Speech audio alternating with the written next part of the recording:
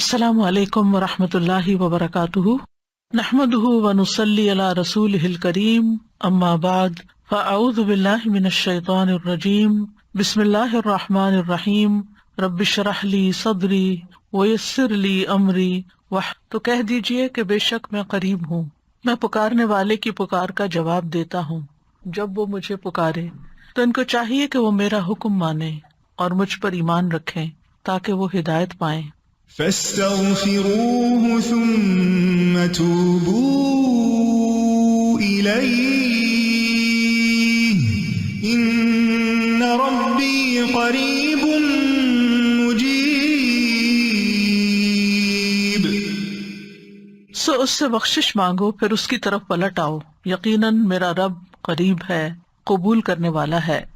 الحمد للہ العلی القدیر هو القاہر فوق عبادہ ویرسل علیہم حفظا، لہ الحمد فی الاولی والآخرہ ولہ الحکم والیہ ترجعون۔ سب تعریف اللہ کے لیے ہے جو نہایت بلند اور ہر چیز پر پوری قدرت رکھنے والا ہے، وہ اپنے بندوں پر غالب ہے، وہ ان پر نگہبان بھیجتا ہے، اسی کے لیے دنیا اور آخرت میں سب تعریف ہے اور اسی کے لیے حکم ہے اور اسی کی طرف تم سب لوٹائے جاؤ گے۔ اللہم صلی علی محمد وعلی آل محمد کما صلیت علی ابراہیم وعلی آل ابراہیم انک حمید مجید۔ اللہم بارک علی محمد وعلی آل محمد کما بارکت علی ابراہیم وعلی آل ابراہیم انک حمید مجید۔ پچھلے ہفتے ہم نے دشمن کے شر سے بچنے کی دعائیں پڑھی تھی۔ انسان کے دشمنوں میں سے سب سے بڑا دشمن شیطان ہے، جو پیدائش کے وقت سے لے کر موت تک اس کے ساتھ دشمنی کرتا ہے۔ جب انسان پیدا ہوتا ہے تو وہ اس کو چھو کر رلاتا ہے، اور جب انسان کی جان نکل رہی ہوتی ہے تو وہ اس کے سامنے آ کر اس کو بہکانے کی کوشش کرتا ہے، گمراہ کرتا ہے۔ یہ وہ دشمن ہے جو کسی قیمت پر بھی دوستی نہیں کرتا اور کسی قیمت پر بھی انسان کا پیچھا نہیں چھوڑتا۔ لیکن اللہ سبحانہ تعالیٰ نے ہمیں اس دشمن کے حوالے نہیں کیا، اس سے بچنے کے لیے، اس سے حفاظت کے لیے ہمیں دعائیں سکھا دی، قرآن مجید میں بھی اور سنت رسول صلی اللہ علیہ وسلم میں بھی۔ اللہ سبحانہ تعالیٰ نے اس دنیا کو پیدا کیا اور اپنی حکمت کی بنا پر اس میں شر بھی پیدا کیا، اور شر کا سب سے بڑا منبع اور سرچشمہ اور اس کی بنیاد اور اس کے اسباب میں سب سے بڑا سبب شیطان مردود ہے۔ اس کے پیدا کرنے میں اللہ کی عظیم حکمتیں ہیں اور اس کے ذریعے انسانوں کی آزمائش کی گئی ہے۔ اللہ سبحانہ تعالیٰ نے قرآن مجید میں اس کی دشمنی کی بھی خبر دی، اور یہ بھی کہ انسان کے لیے وہ ایک امتحان ہے۔ ان الشیطان للانسان عدو مبین، بے شک شیطان انسان کا کھلا دشمن ہے۔ سورۃ فاطر میں آتا ہے ان الشیطان لکم عدو فاتخذوہ عدوا، بے شک شیطان تمہارا دشمن ہے، اسے دشمن ہی سمجھو۔ انما یدعو حزبہ لیکونوا من اصحاب السعیر، وہ تو اپنے گروہ والوں کو صرف اس لیے بلاتا ہے تاکہ وہ بھڑکتی ہوئی آگ والوں میں شامل ہو جائیں۔ شیطان چھپا ہوا دشمن ہے۔ اللہ تعالیٰ فرماتے ہیں اِنَّهُ يَرَاكُمْ هُوَ وَقَبِيلُهُ مِنْ حَيْثُ لَا تَرَوْنَهُمْ، بے شک وہ اور اس کا قبیلہ تمہیں اس طرح دیکھتا ہے جہاں سے تم انہیں نہیں دیکھ سکتے۔ شیطان کی دشمنی کا آغاز اسی وقت ہو گیا تھا جب اللہ تعالیٰ نے آدم علیہ السلام کو پیدا کیا اور پھر انہیں سجدہ کرنے کا حکم دیا، اور قیامت تک بنی آدم کا دشمن ہی رہے گا، کیونکہ اس نے اللہ سبحانہ تعالیٰ سے کہا تھا قال رب فانظرنی الی یوم یبعثون قال فانک من المنظرین، اے میرے رب مجھے اس دن تک کے لیے مہلت دے جس میں یہ اٹھائے جائیں گے۔ فرمایا بے شک تو ان لوگوں میں سے ہے جنہیں مہلت دے دی گئی، الی یوم الوقت المعلوم، مقرر وقت کے دن تک۔ اس وقت اس نے کہا تھا قال فبعزتک لاغوینہم اجمعین الا عبادک منہم المخلصین، کہ تیری عزت کی قسم میں انہیں ضرور بضرور سب کو گمراہ کروں گا مگر ان میں سے جو تیرے چنے ہوئے بندے ہیں وہ بچ جائیں گے۔ تو شیطان انسان کا دشمن ہے اور وہ مسلسل انسان کو حق کے راستے سے روکتا رہتا ہے اور غلط رستوں کی طرف بلاتا ہے اور ان کو مزین کر کے دکھاتا ہے۔ انسان کو اپنی زندگی میں مختلف طرح کے تجربات پیش آتے رہتے ہیں شیطان سے، جن میں شیطان انسان کو بہکاتا ہے، اور اس میں سب سے پہلا کام وہ یہ کرتا ہے کہ وہ اس کی سوچ کو منفی کرتا ہے، اس کی سوچ کو صحیح رخ سے ہٹا کر غلط رخ پہ ڈال دیتا ہے۔ کبھی انسان کے اندر فخر کا جذبہ پیدا کر دیتا ہے، کبھی اس کو سرکشی پہ آمادہ کرتا ہے، کبھی اس کے اندر غصہ بھڑکاتا ہے، اور اسی طرح مختلف مواقع پر کبھی انسان کے اندر حسد، بغض، کینہ، انتقام، خیانت، بے اعترافی، انانیت اور اس طرح کے دیگر جذبات کو پیدا کر کے انسان کو جنت کے راستے سے ہٹا کے دوزخ کے راستے کی طرف لے جاتا ہے۔ انسان ویسے تو شیطان کے مقابلے میں کمزور ہے، لیکن اللہ کی مدد اگر انسان کے ساتھ ہو تو شیطان اس کے سامنے کچھ بھی نہیں۔ اللہ کی مدد کے ساتھ انسان شیطان پر قابو پا لیتا ہے۔ اس لیے انسان کو ہر وقت چوکنا بھی رہنا چاہیے کہ شیطان اس پہ غالب نہ آئے، اور اس کے ساتھ ساتھ جو ہی کوئی برا خیال آئے، کوئی منفی خیال آئے تو فوراً تعوذ کے کلمات پڑھ کر اللہ تعالیٰ سے مدد لے۔ اگر وہ ایسا کرے گا تو اللہ تعالیٰ کا وعدہ ہے کہ وہ اس کو پناہ دے گا، اور وہ ذکر اس کے لیے شیطان کے مقابلے میں ایک مضبوط قلعہ بن جائے گا، اور اس میں انسان محفوظ ہو جائے گا۔ تو انسان جب شیطان کا وسوسہ قبول نہیں کرتا اور شیطان سے بچنے کے لیے انسان اللہ تعالیٰ کی پناہ لے لیتا ہے، تو نہ صرف یہ کہ اللہ تعالیٰ انسان کو شیطان سے محفوظ رکھتا ہے، بلکہ انسان کو نیکی کی توفیق بھی دیتا ہے، اور اس کے ایمان کو اور زیادہ طاقتور بنا دیتا ہے، اور اس کے راستے مزید روشن ہو جاتے ہیں۔ تو اس لیے نجات کا کوئی راستہ نہیں مگر یہ کہ انسان اپنے دشمن سے بچنے کے لیے اللہ کی پناہ لے، اللہ تعالیٰ کی طرف متوجہ ہو، اور اسی کے لیے اللہ سبحانہ تعالیٰ نے ہمیں قرآن مجید میں دعا بھی سکھائی ہے۔ ارشاد باری تعالیٰ ہے، وَقُلْ رَبِّ أَعُوذُ بِكَ مِنْ هَمَزَاتِ الشَّيَاطِينِ وَأَعُوذُ بِكَ رَبِّ أَنْ يَحْضُرُونِ۔ اور آپ کہیے کہ اے میرے رب، میں شیطانوں کی اکساہٹوں سے تیری پناہ میں آتا ہوں، اور اے میرے رب میں اس سے بھی تیری پناہ میں آتا ہوں کہ وہ میرے پاس آئیں۔ تو اس آیت میں نبی صلی اللہ علیہ وسلم کو اور ان کی امت کو شیطان کی نزغات، ہمزات اور وسوسوں سے محفوظ رہنے کا طریقہ بتا دیا گیا کہ وہ شیطان کے شر اور اس کی اذیت سے، وسوسوں سے کس طرح بچ سکتے ہیں۔ یعنی نہ صرف یہ کہ وہ اس سے پناہ مانگے کہ شیطان ان کو کوئی تکلیف نہ دے، بلکہ اس سے بھی کہ وہ ہمارے پاس بھی پھٹکے، اس کے قریب آنے سے بھی پناہ مانگی گئی۔ تو یہ دعا جو ہے یہ بڑی ہی جامع دعا ہے، اور ہر لحاظ سے شیطان سے بچنے کی اور شیطان کی شر سے حفاظت کا بہترین ذریعہ ہے۔ فرمایا وقل، اور آپ کہیے، یعنی اللہ تعالیٰ ویسے بھی دعا سکھا سکتے تھے، لیکن آپ صلی اللہ علیہ وسلم سے کہلوا کر، کیونکہ آپ ہمارے لیے نمونہ ہے کہ آپ کو بھی ضرورت ہے، آپ بھی کہیے اور آپ کے ساتھ آپ کی امت بھی یہ بات کہے۔ کیا؟ ربی اعوذ بک، ربی، رب جو ہے وہ اللہ تعالیٰ کے ناموں میں سے ایک نام ہے جس کا معنی ہے تربیت کرنے والا، وہ آقا جو پیدا کرنے والا بھی ہے اور مدبر بھی ہے، اور اس کائنات کا انتظام کرنے والا اور اس کی تدبیر کرنے والا۔ تو رب وہ ہوتا ہے جس کے اندر تین چیزیں جمع ہوں، ایک ہے خلق، پیدا کرنا، دوسرا ہے ملک، جس چیز کو پیدا کیا اس کا مالک ہونا، اور تیسرا ہے تدبیر، کہ اس کا انتظام کرنا اور اس کو چلانا۔ تو یہاں اللہ سبحانہ وتعالیٰ کے اس نام کے ساتھ، یعنی اس کے وسیلے سے دعا کی جا رہی ہے کہ یا رب پیدا بھی تو نے کیا، مالک بھی تو ہے، اور سارے کام تیرے ہی حکم سے ہوتے ہیں، لہٰذا ہم تیری ہی پناہ لیتے ہیں کہ ہمیں تو شیطان سے بچا لے۔ تو اعوذ بک یعنی میں تیری پناہ لیتا ہوں، یعنی میرے اندر قدرت نہیں ہے، طاقت نہیں ہے، میں کچھ نہیں کر سکتا، تو ہی کرے گا، اس لیے میں تیری طرف متوجہ ہوتا ہوں۔ اعوذ بک، اور تعوذ جو ہے، اعوذ جو ہے اس کا مطلب ہوتا ہے پناہ لینا، پناہ مانگنا، یعنی میں اپنے آپ سے بھی بری ہوں اور ساری مخلوقات کو چھوڑ کر تیری طرف رجوع کرتا ہوں، تیری پناہ میں آتا ہوں کہ شیطان میرے پاس حاضر ہو، یا وہ میرے دین کو نقصان دے یا میری دنیا کو نقصان دے۔ تو اے اللہ، میں تیرے ذریعے تحفظ چاہتا ہوں اور حفاظت چاہتا ہوں، پناہ چاہتا ہوں کہ شیطان مجھے کچھ نقصان دے۔ انسان کو جب کسی کا خوف ہوتا ہے تو پھر کیا کرتا ہے؟ تھوڑا سا امیجن کریں کہ کبھی کبھی خواب میں آپ دیکھتے ہیں کہ کوئی جانور آپ کے پیچھے لگ گیا، وہ شیطان ہی ہوتا ہے ایک طرح سے، تو آپ کیا کر رہے ہوتے ہیں خواب میں؟ بھاگ رہے ہوتے ہیں تو بھاگتے بھاگتے آپ دیکھتے ہیں کہ کوئی دروازہ کھلا ہو تو آپ اس کے اندر گھس جائیں، اور پھر آپ اس دروازے کو چٹکنی لگا دیں، اور اگر اس کے اندر چٹکنی نہیں تو آپ اس کو زور دے کے بند کر رہے ہوتے ہیں کہ کوئی بلا اندر نہ آئے۔ آپ یہی سمجھے کہ یہی شیطان تھا کہ جو ہر وقت آپ کے پیچھے لگا ہوا ہے، لیکن ہمیں نظر نہیں آتا تو ہم اس سے ڈرتے بھی نہیں، اور پھر ہم اس سے بچنے کے لیے کوئی پناہ بھی نہیں لیتے۔ تو ظاہری جو شر نظر آتے ہیں ہمیں، مثلا پانی آ رہا ہو ہماری طرف، ہم کیا کرتے؟ پیچھے ہٹ جاتے، کسی چیز پہ چڑھ جاتے ہیں اگر زیادہ ہو، آپ دیکھیے آج کل جہاں جہاں سیلاب آ رہے ہیں لوگ اپنے چھتوں پہ چڑھ جاتے ہیں، اور 2 دن 3 دن بعض لوگ کراچی جیسے شہر میں پریشان رہے ہیں کہ نیچے پانی ہی پانی ہے. تو انہوں نے کیا کیا، اوپر کی فلور پہ پناہ لی ہوئی ہے نیچے کے پانی سے بچنے کے لیے. تو یہ ہوتی ہے پناہ. اب شیطان ایک دشمن ہے، اس سے بچنے کے لیے ہم اللہ تعالیٰ کے حوالے اپنے آپ کو کر رہے ہیں، اس کی حفاظت طلب کر رہے ہیں اور اس کے ذکر کے ذریعے ایک محفوظ قلعے میں جا رہے ہیں. تو اللہ ہی مضبوط سہارا ہے. آتا نا وَمَن يَعْتَصِم بِاللَّهِ فَقَدْ هُدِيَ إِلَىٰ صِرَاطٍ مُسْتَقِيمٍ. اور کس چیز سے بچنے کے لیے؟ من ہمزات الشیاطین، شیطان کے ہمزات سے. ہمزات جو ہے یہ حمزہ کی جمع ہے، ہا والا حمزہ نہیں جو نام رکھتے ہیں، یہ گول ہا ہے.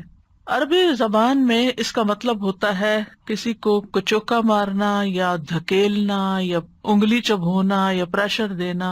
اسی سے مہماز، لوہے کی وہ سلاخ ہوتی ہے، مہمیز لگانا، آپ نے سنا ہوگا لفظ، بہت پیور اردو میں ہوتا ہے مہمیز لگانا، جو جانور پر سوار شخص کے پاس ہوتی ہے اور وہ کیا کرتا ہے کہ اس کے ذریعے اس کو کچوکا لگاتا ہے. کبھی آپ گھوڑے پہ سوار ہوئے ہوں یا ٹانگے پہ سوار ہوئے ہوں تو آپ نے دیکھا ہوگا کہ اس چلانے والے کے پاس ایک چھانٹا سا ہوتا ہے جس کے ذریعے وہ اس کو، تاکہ وہ آگے چلے، چابک بھی کہتے ہیں اس کو. لیکن یہ مہماز جو ہے یہ تھوڑی سی سخت ہے، یعنی لوہے کی سلاخ ہے، ٹھیک ہے، وہ لکڑی کی ہوتی ہے چابک وغیرہ یا لیدر کا ہوتا ہے. تو گھڑ سوار جب گھوڑے پہ سوار ہو کر کسی چیز کے ساتھ یا اپنی ایڑی کے ساتھ، ایڑ لگانا پڑا آپ نے کبھی؟ ایڑ لگایا، دوڑانے کے لیے ایڑ لگاتے، تو ایڑی کے ساتھ یا پھر کسی سلاخ کے ساتھ اس کے پیٹ پہ کچوکے لگاتا ہے تاکہ گھوڑا تیز بھاگے. تو اس طرح پھر وہ تیز بھاگنے لگتا ہے. تو اسی سے یہ لفظ حمزہ ہے، حمزات، شیطان کے کچوکے. یعنی شیطان بنی آدم کو کچوکے لگاتا ہے، پیدا ہوتے ہی کچوکے لگاتا ہے تاکہ وہ شر کی طرف آگے بڑھے. اسی لیے علماء کہتے ہیں کہ ہر وہ چیز جو آپ کو کسی ایسے کام پر ابھارے جس میں خیر نہ ہو تو وہ شیطان کی طرف سے ہے.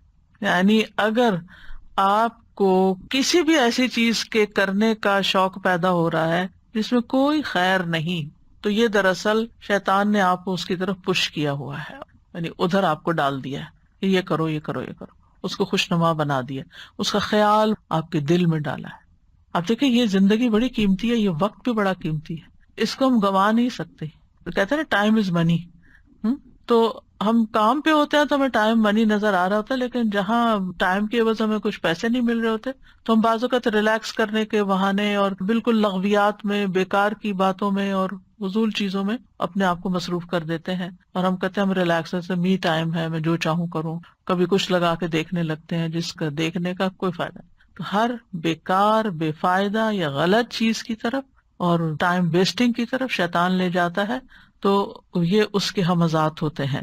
یعنی بیسیکلی ہمزات کو آپ دوسرے لفظوں میں وسوسے کہہ لیجیے یا وہ خیالات کہہ لیجیے جو وہ اندر ڈالتا ہے اور پھر ریپیٹڈلی ڈالتا ہے، ایک دفعہ نہیں، بار بار بار بار بار بار.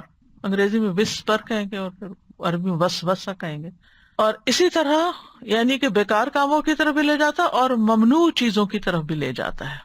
اسی لیے نبی صلی اللہ علیہ وسلم کو یہ سکھایا گیا کہ رب اعوذ بک من ہمزات الشیاطین واعوذ بک رب ان یحضرون.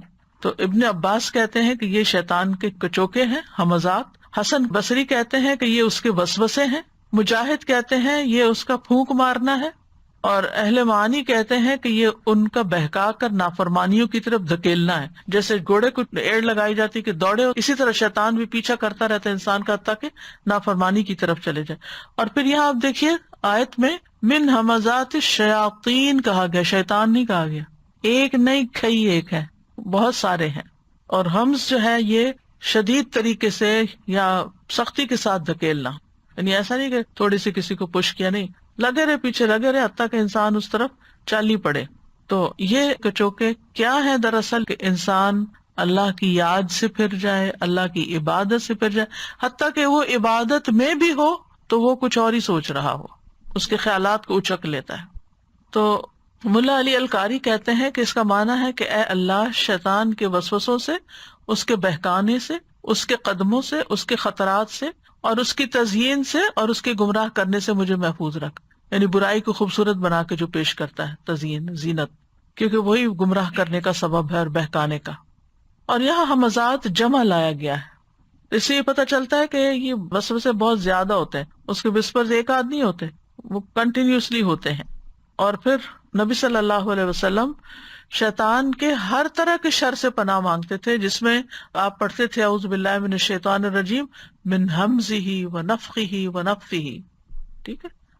اور پھر ان کی بھی آگے مزید وضاحت ہے. نفخ جو ہے پھونک کو کہتے ہیں. فَإِذَا نُفِخَ فِي الصُّورِ، کیا ترجمہ کرتے ہیں آپ؟ جب سور میں پھونک مار دی جائے گی.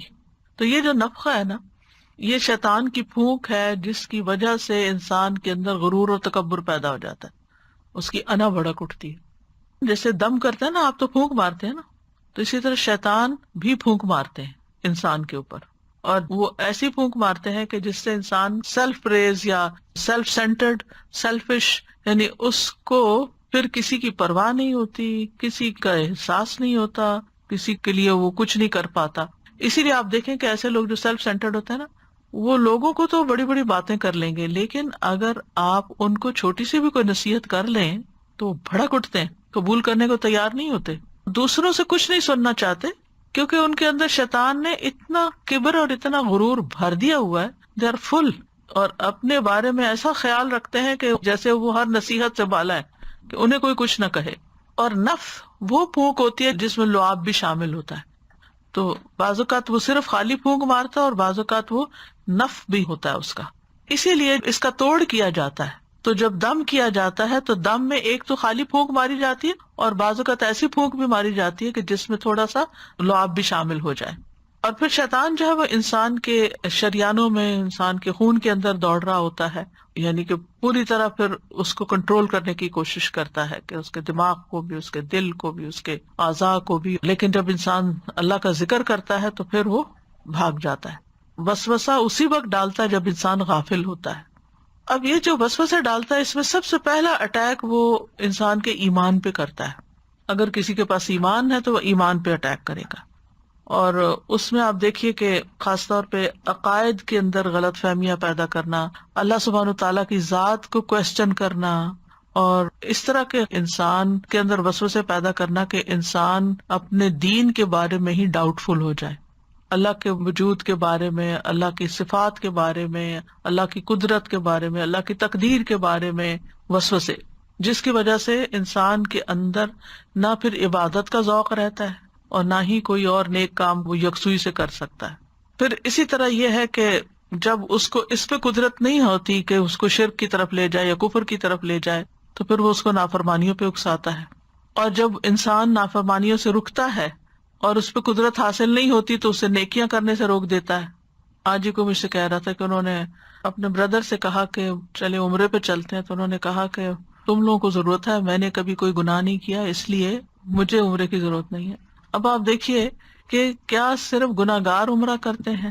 سوچنے کی بات. یہ خیال کس نے ان کے دل میں ڈال دیا؟ کیا صرف گناہگار عمرہ کرتے ہیں؟ کیونکہ وہ جب دیکھتا ہے کہ چلے ٹھیک ہے یہ بندہ گناہ نہیں کرتا، نیکی سے روکتا ہے نا، عمرہ تو ایک نیکی کا کام ہے، تو اس نے نیکی سے روک دیا، یہ خیال ڈال کے دل میں کہ تم نے کبھی کوئی گناہ نہیں کیا اس لیے یہ کام کرنے کی ضرورت نہیں ہے. اور کس طرح سے وہ دل میں وسوسے ڈال کے، خیال ڈال کے انسان کو روکتا ہے. آج ہی میں ایک اسکالر کو سن رہی تھی، میں اس کے بارے میں تھوڑی ریسرچ کر رہی تھی کہ کیا کیا وسوسے ڈالتے، کیسے ڈالتا ہے، کیا کرتا ہے. ایکسپیرینس تو سبھی کو ہوتا ہے، لیکن ہمیں سمجھ نہیں آتی کہ یہ شیطان کا وسوسہ ہے یا ویسے ہی ہمیں خیال آ رہا ہے، تو ہم اس کو اتنا سیریسلی نہیں لیتے اور پھر اگنور کر دیتے ہیں اور بات ختم ہو جاتی ہے. تو کہتے ہیں کہ بعض لوگوں کی جو نفسیاتی بیماریاں بن جاتی ہیں، فوبیاز ہوتے ہیں، اس کے پیچھے بھی شیطان کے وسوسے ہوتے ہیں. ایک خیال کو اتنی دفعہ ڈالتا ہے کہ دماغ خراب ہونے لگتا ہے انسان کا. اور کہتے ہیں کہ ایک شخص کو شاید وہ ملے یا ان کے پاس آیا تو شیطان نے اس کے دل میں ڈالا کہ ابھی تم مسجد سے نکلو گے تو تمہارے سر پہ پتھر آ کے لگے گا اور تم مر جاؤ گے. ساری مسجد خالی ہو اور باہر نہ نکلے، کہ مجھے ڈر لگ رہا ہے اور میرا دل گھبرا رہا ہے کہ میں نکلا تو میرے ساتھ یہ ہو جائے گا.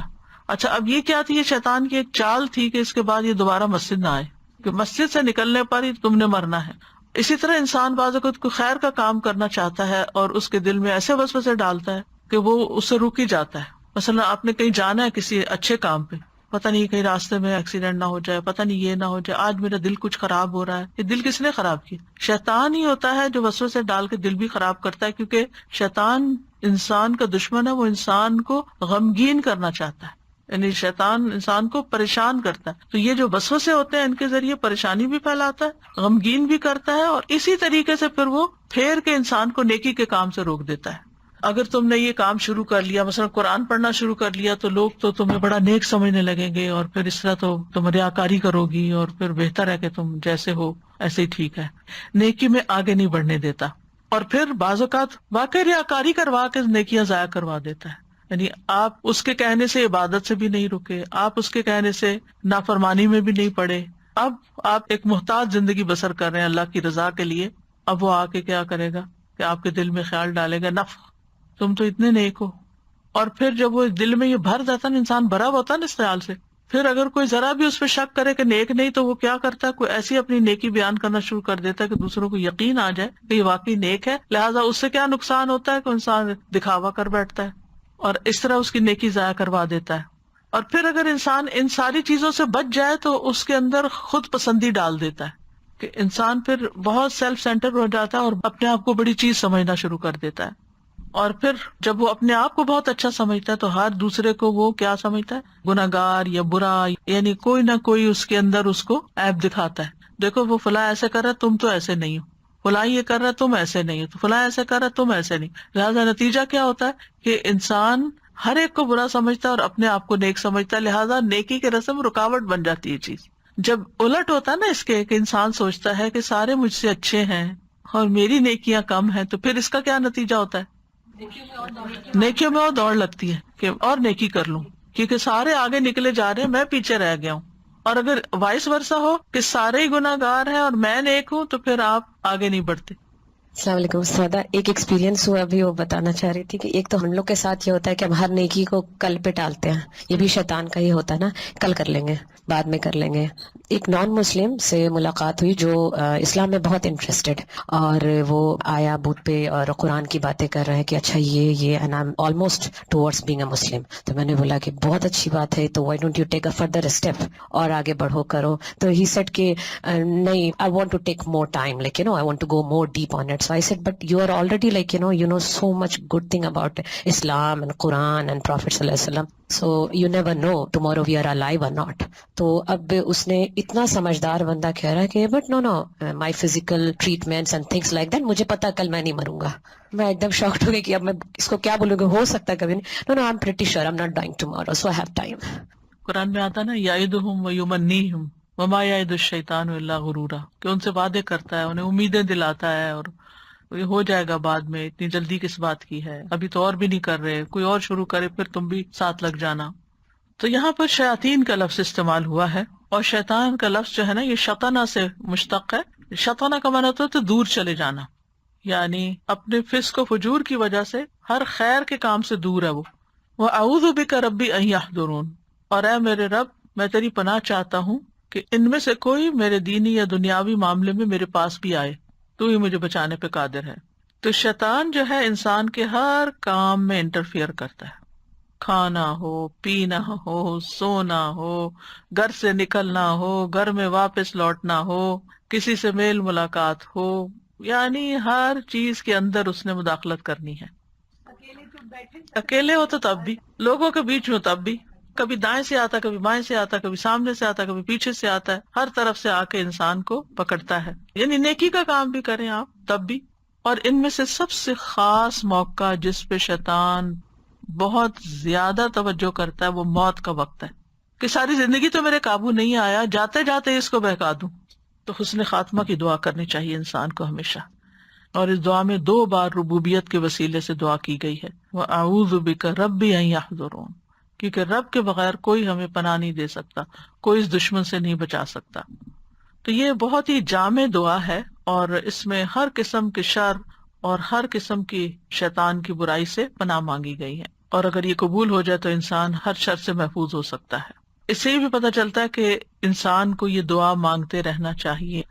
رسول اللہ صلی اللہ علیہ وسلم نے فرمایا, اللہ تعالیٰ فرماتا ہے میرا بندہ اگر مجھ سے مانگتا ہے تو میں اسے دیتا ہوں, اور اگر وہ کسی دشمن یا شیطان سے میری پناہ مانگتا تو میں اسے محفوظ رکھتا ہوں. شیطان کو گالی گلوچ نہیں کرنا چاہیے, اس کا کوئی فائدہ نہیں, اس سے وہ خوش ہوتا ہے. اس کے مقابلے میں بس اللہ کی مدد مانگنی چاہیے, حدیث میں آتا ہے تم شیطان کو برا بھلا مت کہو بلکہ اس کے شر سے اللہ کی پناہ طلب کرو، اور ہر شر سے پناہ دینے والا اللہ ہی ہے۔ پھر یہ کہ دعا میں عاجزی اختیار کرنے میں انسان کو مبالغہ کرنا چاہیے، یعنی ربی ربی کہہ کر انسان کو اپنے آپ کو اللہ کے آگے جھکا دینا چاہیے۔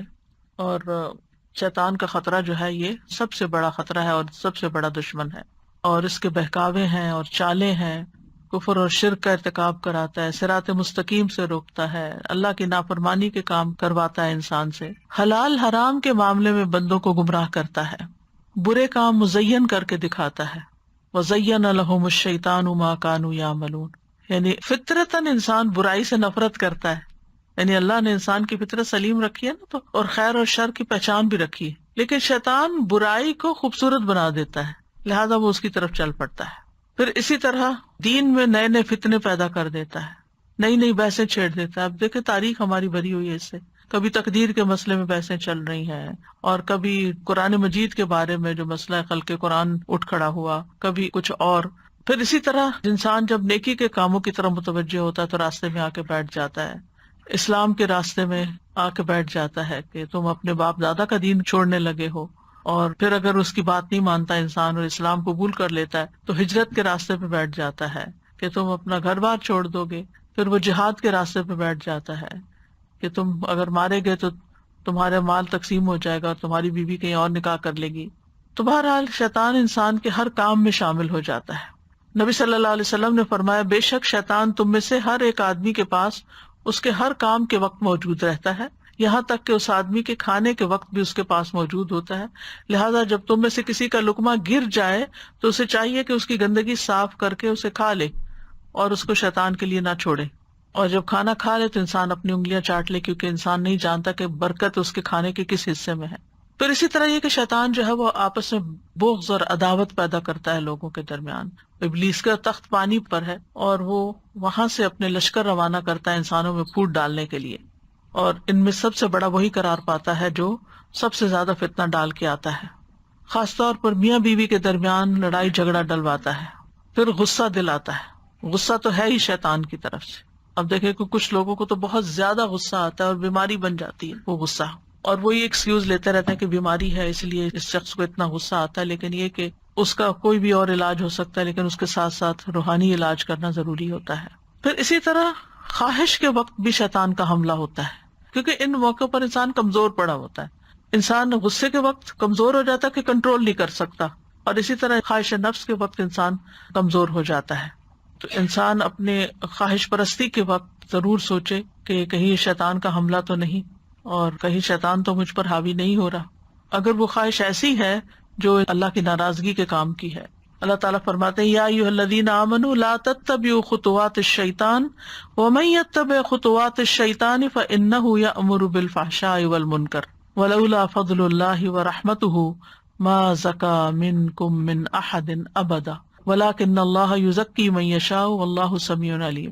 اے لوگو جو ایمان لائے ہو، شیطان کے قدموں کے پیچھے مت چلو، اور جو شیطان کے قدموں کے پیچھے چلے تو بے شک وہ بے حیائی اور برائی کا حکم دیتا ہے، اور اگر تم پر اللہ کا فضل اور اس کی رحمت نہ ہوتی تو تم میں سے کبھی کوئی پاک نہ ہوتا، لیکن اللہ جسے چاہتا ہے پاک کرتا ہے، اللہ سب کچھ سننے والا سب کچھ جاننے والا ہے۔ اسی طرح لباس کے معاملے میں شیطان انسان پہ حاوی ہو جاتا ہے اور اسے ایسا لباس پہننے کی ترغیب دیتا ہے جو رب کو ناراض کرنے والا ہوتا ہے۔ اللہ تعالیٰ فرماتے ہیں یا بنی آدم لا یفتننکم الشیطان کما اخرج ابویکم من الجنۃ ینزع عنہما لباسہما لیریہما سوآتہما۔ اے بنی آدم، ایسا نہ ہو کہ شیطان تمہیں فتنے میں مبتلا کر دے، جیسے اس نے تمہارے والدین کو جنت سے نکلوایا تھا، اس نے ان کے لباس اتروا دیے تھے تاکہ ان کی شرمگاہیں انہیں دکھلا دے۔ تو لباس کا اتارنا ایسی جگہ پر جہاں نہیں اتارنا چاہیے، لباس کا مختصر کر لینا، اپنے جسم کے وہ حصے جو چھپانے چاہیے ان کو ننگا کر دینا لوگوں کے سامنے، یا ٹائٹ لباس پہننا، یا ایسا لباس پہننا جو اپوزٹ سیکس کے لیے بہت اٹریکٹیو ہو، تو یہ بھی شیطانی کارستانیوں میں سے ہے۔ اسی طرح بیہودہ شعر و شاعری کے ذریعے وہ فتنہ پھیلاتا ہے، فساد ڈالتا ہے، فحاشی پھیلاتا ہے۔ ابو سعید کہتے ہیں کہ ہم رسول اللہ صلی اللہ علیہ وسلم کے ہمراہ مقام عرش کی طرف جا رہے تھے، ایک شاعر سے شعر پڑھتے ہوئے سامنا ہو گیا تو رسول اللہ صلی اللہ علیہ وسلم نے فرمایا شیطان کو پکڑو یا شیطان کو روکو. کوئی فوج شیر پڑ رہا ہوگا, آدمی کا پیٹ پیپ سے بھر جائے, یہ اس کے لیے زیادہ بہتر ہے کہ وہ شعر کے ساتھ بھرے, یعنی ایسے فضول شعر یا ایسے سانگز یا ایسی چیزیں یاد کر لے کہ جو فحاشی پر مبنی ہو. پھر اسی طرح فضول خرچی کرواتا ہے, یعنی مال کو غلط راستے پر ضائع کرواتا ہے, کیونکہ انسان بہت محنت سے مال کماتا ہے اور محنت سے کمایا ہوا مال وہ رائے گاں کرواتا ہے. اللہ تعالیٰ فرماتے ہیں وَآتِ ذَا الْقُرْبَى حَقَّهُ وَالْمِسْكِينَ وَابْنَ السَّبِيلِ وَلَا تُبَذِّرْ تَبْذِيرًا إِنَّ الْمُبَذِّرِينَ كَانُوا إِخْوَانَ الشَّيَاطِينِ وَكَانَ الشَّيْطَانُ لِرَبِّهِ كَفُورًا.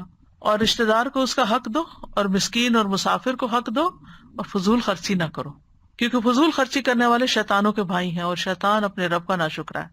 فضول خرچی سے آپ کیا مراد سمجھتے ہیں؟ آپ میں سے کوئی بتائے گا کیا ہوتی ہے فضول خرچی؟ السلام علیکم السلام. بغیر ضرورت کے چیزیں جمع کرنی یا لے لینی جن کی کوئی اور ضرورت. یہ چیز سستی ہے ہمیں لے لینی چاہیے, شاید ضرورت پڑ جائے. وہ سستی کے بہانے ہی دلواتا ہے نا. اور پھر آپ دیکھیں کہ بعض اوقات چیزیں پڑی رہتی ہیں. اگر ضرورت ایک ہے تو بائی 2 get 1 free. بعض اوقات صرف دکھاوے کے لیے, بعض اوقات یہ کہ کسی کا مقابلہ کرنے کے لیے. ہاں, خوف بھی دلاتا ہے. یعدکم الفقر, شیطان تم سے فقر کا وعدہ کرتا ہے کہ تم محتاج ہو جاؤ گے, یعنی محتاج ہونے کے بارے میں خوف دلاتا ہے. کہ انسان کیا کرتا ہے کہ پھر بجائے اس کے کہ اپنی آخرت کے لیے کوئی جمع کرے, پھر وہ اور سمیٹنا شروع کر دیتا ہے حرص اور لالچ کے ساتھ. جیسے ایک ٹرینڈ ہوتا ہے نا, ایکسیسرائز کرنے کا بہت زیادہ ٹرینڈ ہے. اب گاڑی ہے, سب کچھ ہے اس میں, بیسک چیزیں ساتھ ہی آتی ہیں, لیکن پھر وہ ایکسیسریز, ویل کپ کے اوپر ایکسٹرا چیزیں لگ رہی ہیں, باہر کوئی اور چیز, یعنی اتنی زیادہ اب ہر چیز میں ایکسیسریز بہت ایڈ ہو گئی ہیں. ایک موبائل بھی ہے, اچھا موبائل ہے, ایکسپینسو بھی ہے, آپ نے کیس بھی لے لیا, اب اس کے ساتھ اور اتنی ایکسیسریز آ جائیں گی. Every thing has accessories now. Access کا مطلب کیا ہے؟ ایکسیس سے ہے یعنی ایکسٹرا ہی ہے. اسی طرح اپنی استطاعت سے بڑھ کے خرچ کرنا بھی, یعنی آپ کے پاس ہے نہیں لیکن آپ قرض لے کے آپ کریڈٹ کارڈ یوز کرتے چلے جا رہے ہیں جبکہ آپ کے پاس حقیقت میں کوئی پیسے ہیں نہیں, اپنے اوپر قرضہ چڑھائے چلے جا رہے ہیں, پھر اس کو ادا کرنے کے لیے کچھ اور غلط طریقے اختیار کرتے ہیں. اگر ہے اور ضرورت ہے آپ کو اور ایک کمفرٹیبل لائف ہے تو ٹھیک ہے, لیکن صرف دکھاوے کے لیے نہ ہو, اور پھر یہ کہ کسی کے مقابلے کے لیے نہ ہو, غلط طریقوں سے نہ کمایا ہوا ہو اور غلط طریقے پر استعمال نہ کیا جائے. ان سب چیزوں میں ایک چیز کو نا حتمی نہیں کریں, اس کو کانٹیکسٹ میں رکھیں. مثلا اگر کسی نے چینج کیا کچھ کہ یہ چیز جو ہے وہ اس طرح نہیں اس کے کام آ رہی, وہ چینج کر سکتا ہے, وہ کسی اور کو دے سکتا ہے. مثلا آپ نے میٹرس خریدا, ایک مثال ہے, لیکن آپ سو رہے ہیں اور آپ کی کمر دکھ رہی ہے. اب آپ کو پتا چلتا ہے کہ ایک اور میٹرس ہے جو آپ کی اس بیماری کو دور کر دے گا. آپ کا پہلا میٹرس بھی مہنگا ہے, تو آپ کیا کریں؟ بیمار رہیں کیونکہ میں چینج نہیں کر سکتی. اگر آپ کے پاس اللہ نے حیثیت دی ہے اور آپ کر سکتے ہیں تو آپ سوئچ کر لیں. اور ایک یہ ہے کہ صرف اس لیے کہ بس اسے دل بھر گیا ہے, چلو کچھ اور ٹرائی کر لیتے, چلو یہ ٹرائی کر لیتے, چلو وہ, اس سے بچنا چاہیے. کیونکہ آپ دیکھیے اصل میں ہمارا گھر جو ہے نا وہ آخرت میں ہے, اور وہ اتنا آسان نہیں ہے بنانا. اس کو بنانے کے لیے ہمیں اپنی خواہشات کی قربانی دینا ہوگی. وہ نہ صرف یہ کہ مال کے معاملے میں ہمارے وقت کے بارے میں بھی بے مقصد چیزوں میں لگا دیتا ہے, یعنی جو ہماری آخرت میں کام آنے والی نہیں ہے ان چیزوں میں لگا کے ہمیں اپنے اصل مقصد سے غافل کر دیتا ہے. کتنے ہی لوگ ایسے ہیں کہ جو سب کچھ سمجھنے کے بعد بھی ایسے کام کرنا شروع کر دیتے ہیں جو ان کی اصل ضرورت نہیں ہوتے. سازا ایک قسم کی اسپینڈنگ مجھے دکھ رہی تھی کہ کسی اور کا کارڈ پہ اسپینڈنگ کرنا.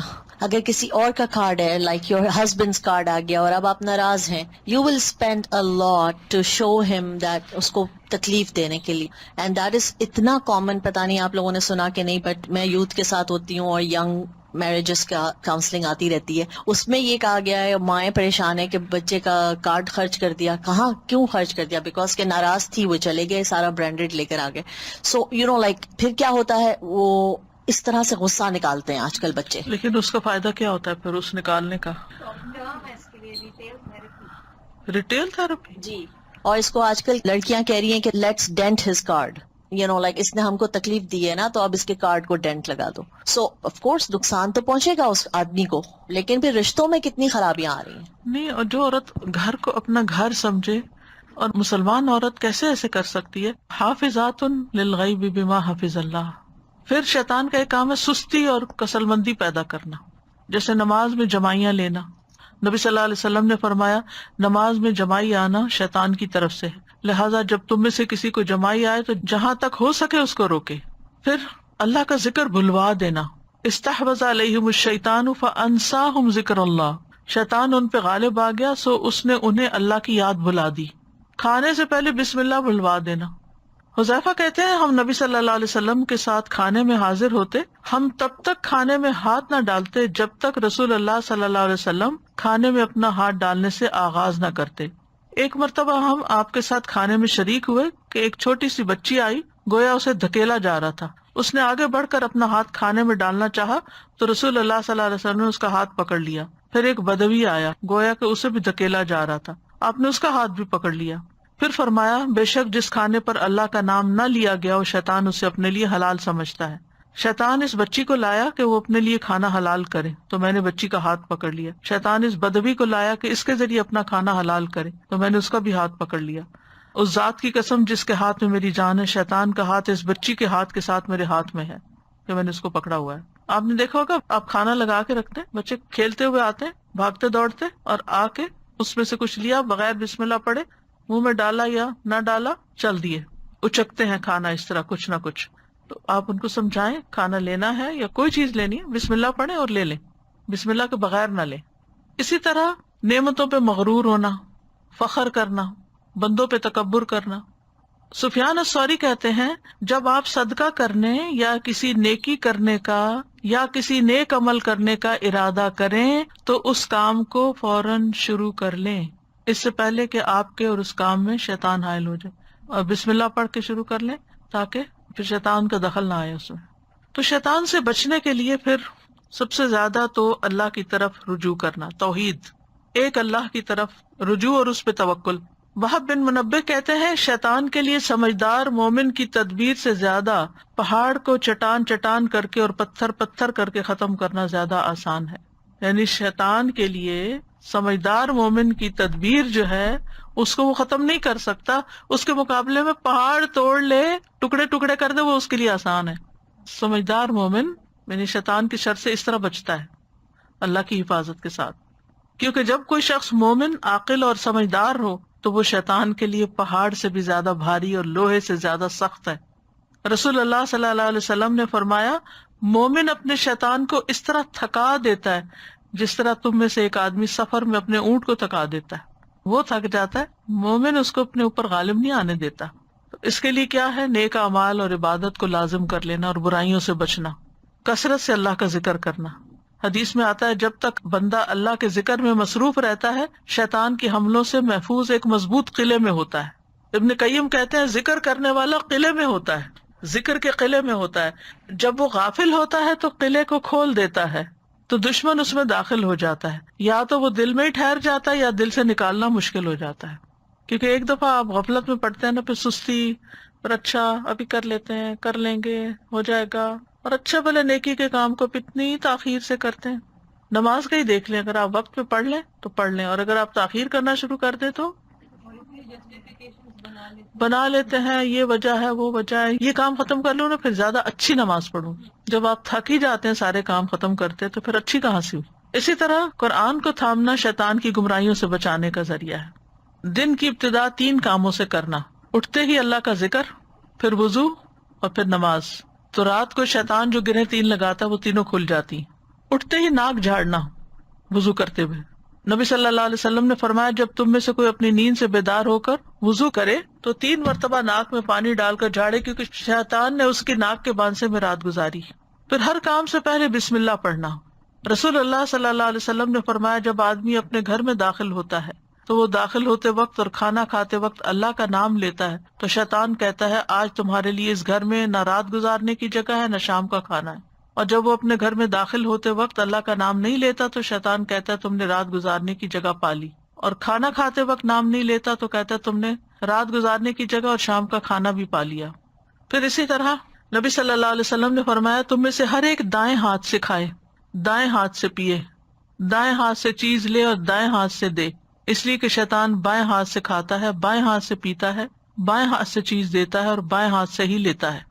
گھر کو شیطانی چیزوں سے پاک رکھنا. نبی صلی اللہ علیہ وسلم نے فرمایا گھنٹی شیطان کا باجا ہے، یعنی گھر کے اندر ایسی بیلز اور اس طرح کی یعنی جیسے سنگنگ چیزیں جو ہیں جیسے گٹار وغیرہ اور ایسی چیزیں نہیں ہونی چاہیے. پھر رات کی ابتدا میں بچوں کو روک لینا چاہیے، باہر نہیں نکلنے دینا چاہیے، شیاطین پھیل جاتے ہیں. ایک حدیث میں آتا ہے آپ نے فرمایا اللہ کا نام لے کر اپنے مشکیزوں کے منہ باندھو، اللہ کا نام لے کر برتنوں کو ڈھکو، خواہ کوئی چیز چوڑائی میں رکھ کر یعنی اوپر کوئی ایسے رکھ دو، کوئی چیز چمچ رکھ دو کچھ، اور اپنے چراغ سونے سے پہلے بجھا دیا کرو. اتنی چھوٹی سی بات ہے کہ سونے سے پہلے چراغ بجھا دو. اس زمانے میں تو چونکہ آگ کے چراغ ہوتے تو خطرہ بھی تھا، لیکن اب بھی یہ بات ثابت ہوئی ہے کہ جب تک ہم پورے اندھیرے میں نہیں ہوتے تو ہمارے جسم کے اندر وہ ہارمونز پیدا نہیں ہوتے کہ جن کی وجہ سے جسم کی پراپر مرمت ہوتی ہے اور نیند پوری ہوتی ہے اور تھکاوٹ اترتی ہے. یعنی رات کے وقت روشنی میں سونا جو ہے وہ مضر صحت ہے. پھر شیطان سے بچنے کے لیے مسلمانوں کی جماعت سے جڑے رہنا، کیونکہ اللہ کا ہاتھ جماعت پر ہے اور شیطان اس کے ساتھ ہے جو کہ جماعت سے علیحدہ اور اس کو پاؤں مار کے ہانکتا ہے. نبی صلی اللہ علیہ وسلم نے فرمایا جس کسی گاؤں یا بستی میں 3 فرد بھی ہوں اور ان میں نماز با جماعت کا اہتمام نہ ہو، یعنی مردوں کے لیے خاص طور پر، تو شیطان ان پہ مسلط ہو جاتا ہے، لہٰذا تم جماعت کو پکڑو. بھیڑیا ہمیشہ دور رہنے والی بکری کو ہی کھاتا ہے. پھر اپنے رب کے احسانات کو یاد رکھنا. سلف صالحین میں سے کسی نے کہا حیرت ہے اس آدمی پر جو محسن کے احسان کو جان لینے کے بعد بھی اس کی نافرمانی کرتا ہے. یعنی اللہ کے اتنے احسان ہیں ہم پر اور پھر ہم اللہ کی بات نہیں مانتے. اور ملعون شیطان کی سرکشی کو جان لینے کے بعد بھی اس کی اطاعت گزاری کرتا ہے. وہ جانتا ہے کہ شیطان اس کا دشمن ہے اور پھر بھی اس کی بات مانتا ہے، اور اللہ تعالیٰ نے اس پر احسان کیا اور وہ اس کی بات نہیں مانتا. تو شیطان سے حفاظت کے لیے پھر خاص طور پر دعائیں پڑھنی چاہیے. ہر موقع کی ہمیں دعائیں سکھائی گئی ہیں، جن میں سے ایک تو یہی قرآنی دعا ہے. یہ سارے مواقع کو کور کر دیتی ہے. ربی اعوذ بک من ہمزات الشیاطین اعوذ بک ربی ان یحضرون، یعنی کہیں بھی حاضر ہوں، بات ختم. جامع دعا ہے. پھر آیت الکرسی، یعنی جو آیت الکرسی پڑھتا ہے رات کے وقت تو صبح تک شیطان اس کے قریب نہیں آتا. پھر سورۃ الفلق اور سورۃ الناس، اور اس میں خاص طور پر سورۃ الناس جو وسوسوں کا علاج بھی ہے. من شر الوسواس الخناس الذی یوسوس فی صدور الناس من الجنۃ والناس. نبی صلی اللہ علیہ وسلم نے فرمایا یہ 2 صورتیں جو ہیں یہ تعوذ کے سب سے افضل کلمات ہیں، یعنی حدیث کا مفہوم ہے، جن سے تعوذ کرنے والے تعوذ کرتے ہیں. پھر مسنون دعاؤں میں اعوذ باللہ من الشیطان الرجیم، قرآن مجید پڑھنے سے پہلے اعوذ باللہ پڑھنے کا حکم ہے. فَإِذَا قَرَأْتَ الْقُرْآنَ فَاسْتَعِذْ بِاللَّهِ مِنَ الشَّيْطَانِ الرَّجِيمِ. نبی صلی اللہ علیہ وسلم قرات سے پہلے اعوذ باللہ من الشیطان الرجیم پڑھتے تھے. کیونکہ قرآن ہدایت کی کتاب ہے تو شیطان سب سے زیادہ وہاں آتا ہے کہ اس کو یہ سمجھ نہ آئے یا غلط سمجھے یا اس پر عمل ہی نہ کرے یا اس کو بے دلی سے پڑھے یا اس کو سمجھنے میں اس کو مشکل پڑے. پھر اعوذ باللہ من الشیطان الرجیم من ہمزہ ونفخہ ونفثہ. نبی صلی اللہ علیہ وسلم جب نماز کے لیے کھڑے ہوتے تو پہلے دعائے استفتاح پڑھتے، جیسے سبحانک اللہم وبحمدک وتبارک اسمک یا اور جو دعائے استفتاح ہیں. اس کے بعد پڑھتے اعوذ باللہ من الشیطان الرجیم من ہمزہ ونفخہ ونفثہ. پھر بسم اللہ الرحمن الرحیم اور سورۃ الفاتحہ. پھر خاص طور پر جو لوگ شیطانی وسوسوں کا شکار ہوتے ہیں تو ان کو ضرور یہ دعائیں پڑھنی چاہیے. رسول اللہ صلی اللہ علیہ وسلم نے فرمایا شیطان تم میں سے کسی کے پاس آتا ہے اور اس سے کہتا ہے یہ کس نے پیدا کیا، یہ کس نے پیدا کیا، حتیٰ کہ سوال کرنے لگتا ہے کہ تیرے رب کو کس نے پیدا کیا. تو یہ تو ہر ایک کے ذہن میں یہ سوال ڈالتا ہے نا. لہٰذا جب یہاں تک نوبت پہنچ جائے تو شیطان سے بچنے کے لیے اسے اللہ کی پناہ میں آنا چاہیے اور اس شیطانی خیال کو چھوڑ دینا چاہیے. پھر نماز میں وسوسے ڈالتا ہے، اذان ہوتی ہے تو بھاگ جاتا ہے، پھر نماز شروع ہوتی پھر آ جاتا ہے، پھر منفی خیالات پیدا کرتا ہے، دوسروں کے بارے میں بدگمان کرتا ہے. تو وسوسوں کے علاج میں سب سے پہلے اللہ کی پناہ مانگے. سورۃ الاعراف میں آتا ہے وَإِمَّا يَنزَغَنَّكَ مِنَ الشَّيْطَانِ نَزْغٌ فَاسْتَعِذْ بِاللَّهِ إِنَّهُ سَمِيعٌ عَلِيمٌ. اور اگر کبھی شیطان کی طرف سے تجھے کوئی اکساہٹ ابھار دے تو اللہ کی پناہ طلب کر، بے شک وہ سب کچھ سننے والا سب کچھ جاننے والا. کبھی ایسا ہوتا ہے نا آپ اریٹیٹڈ ہوتے ہیں اور بغیر کسی وجہ کے ہوتے ہیں، جو آپ سے بات کرے اسی کو آپ پڑ جاتے ہیں اور دوسرے کو سمجھ نہیں آتی کہ میرا کیا قصور ہے اس میں. وجہ کچھ اور بھی ہوتی ہے اور بعض اوقات کو خاص وجہ نہیں ہوتی.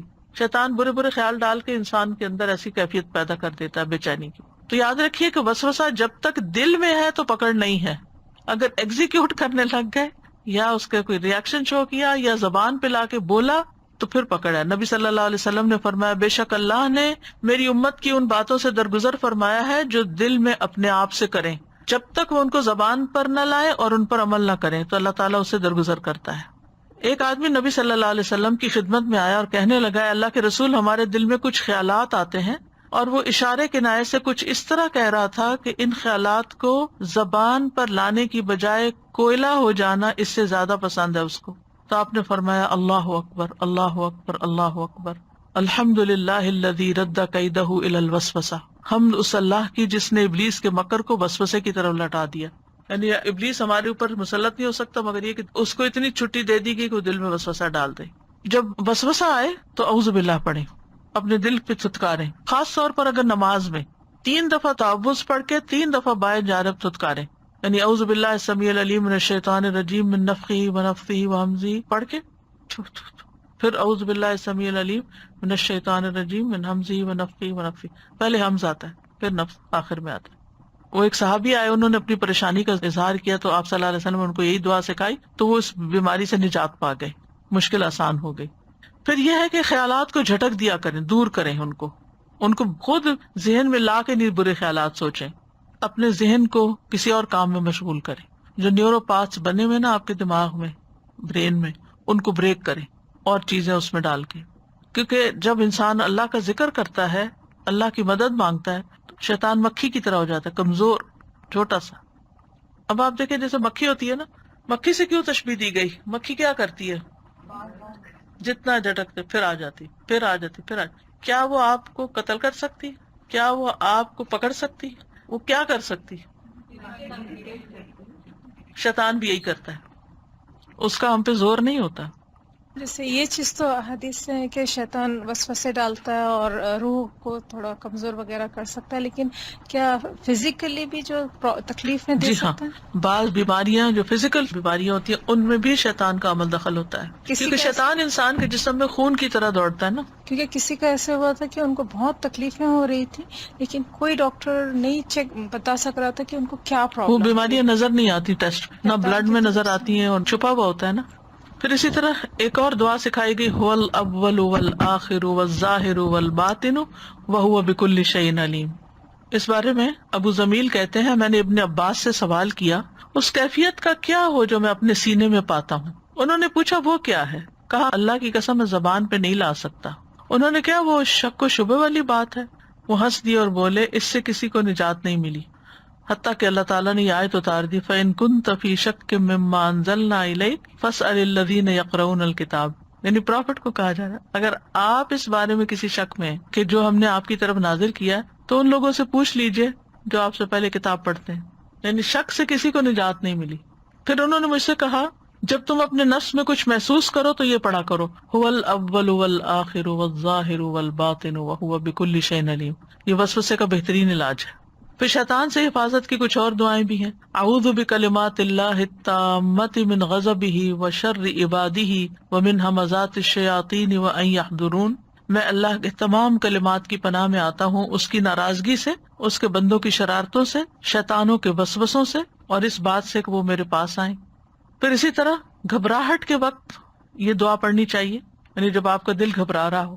اور اس میں آپ دیکھیں کہ اللہ تعالیٰ کی تمام کلمات، ساری کتابوں یعنی قرآن اور انجیل اور زبور، یہ ساری چیزیں جو ہیں سب کا ایک طرح سے واسطہ دیا جا رہا ہے. پھر ہے اعوذ بکلمات اللہ التامۃ من کل شیطان وہامۃ ومن کل عین لامۃ. میں پناہ پکڑتا ہوں اللہ کے پورے پورے کلمات کے ذریعے اور ہر ایک شیطان سے، ہر زہریلے جانور سے، ہر نقصان پہنچانے والی بری نظر سے. اس میں ساری چیزیں آ گئی جن سے ہم ڈرتے ہیں. کون کون سی چیزیں؟ شیطان، زہریلے جانور جیسے سانپ بچھو وغیرہ ہوتا ہے نا، اور ہر بری نظر سے.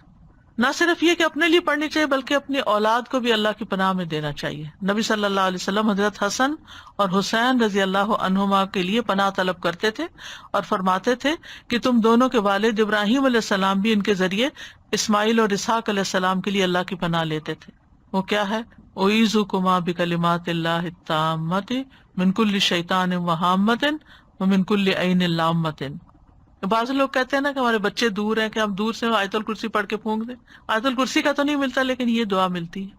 یعنی اللہ کے سارے ناموں کے ساتھ اللہ کو واسطہ دے کر ہم اللہ کی پناہ میں آتے ہیں کہ اللہ تعالیٰ ہمیں بچا لے شیطان کے شر سے. یا اگر کسی اور کو آپ پناہ میں دے رہے ہیں، اگر مثلاً آپ کسی پہ دم کر رہے ہیں تو اس وقت آپ کہیں گے اویزو کا یا اویزو کی، اور اپنے لیے پڑھیں گے اعوذ.